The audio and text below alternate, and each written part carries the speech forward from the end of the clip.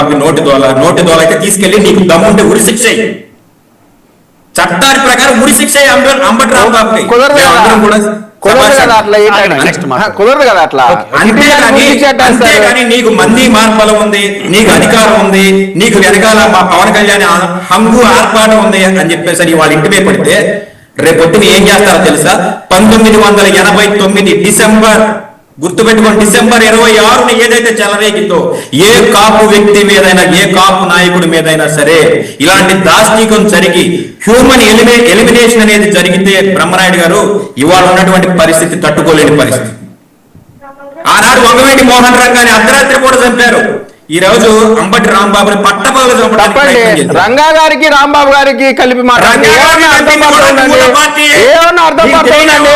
రంగా గారు ఎక్కడ ఉంటారు?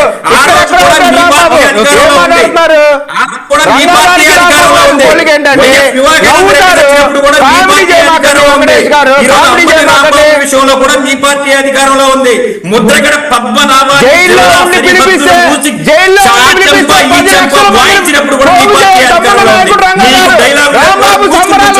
ఆయన పోటీ చేసేటండి.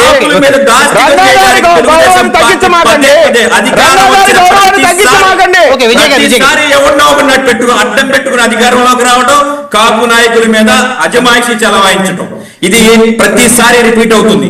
దీన్ని చట్టపరంగా చేయండి, మాకు ఎటువంటి అభ్యంతరం లేదు. అంబటి రాంబాబు తప్పు చేశాడు, రిమాండ్కి వెళ్ళాడు, తప్పేం లేదు, ఎవడు కాదనట్లేదు. అంబటి రాంబాబు శభాష్, అంబటి రాంబాబు మళ్ళీ ఈసారి లోకేష్ తిట్టు బయటకు వచ్చినగానే అమ్మ లెక్కలు తిట్టు అని చెప్పేసి ఎవడు అనట్లా. అతను చేసింది తప్పు, అతను రిగ్రెట్ ఫీల్ అయ్యాడు. నా ఏజ్కి, నా చదువుకి, నా పదవికి, నేను చేసినటువంటి మంత్రి పదవికి నేను మాట్లాడిన మాట కరెక్ట్ కాదు అని చెప్పి అతను బయటకు వచ్చి చెప్పిన మాట వాస్తవం. ఈ రోజు వరకు సాక్షాత్ గత ముఖ్యమంత్రిని బోషడీకే అన్నవాడు వాళ్ళ వరకు బయటికి రాలా. వాడికి మళ్ళీ మీరు ప్రమోషన్ ఇచ్చి మాటలు సరిగ్గా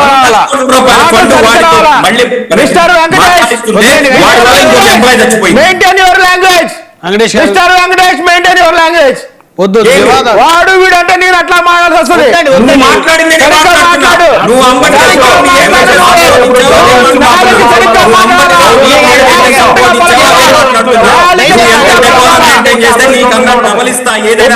వద్దండి, శాంతి భద్రతలు మంట కలిసిపోయి రాష్ట్రంలో కొట్టుకొని వస్తున్నారు వీళ్ళు వాళ్ళు. దయచేసి డిబేట్ కార్యకర్తలను మాట్లాడండి. కూడా అధికార పక్షానికి తొత్తులుగా మాట్లాడద్దు. రెండు వర్గాలు, ఒక వర్గం మీద ఒక వర్గం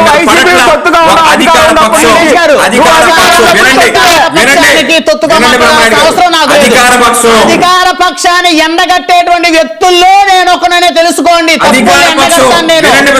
నాకు ఏ పార్టీ అయినా ఒకటే, వైసీపీ అయినా ఒకటే, జనసేన అయినా ఒకటే, టీడీపీ అయినా ఒకటే. ఆ రాజకీయ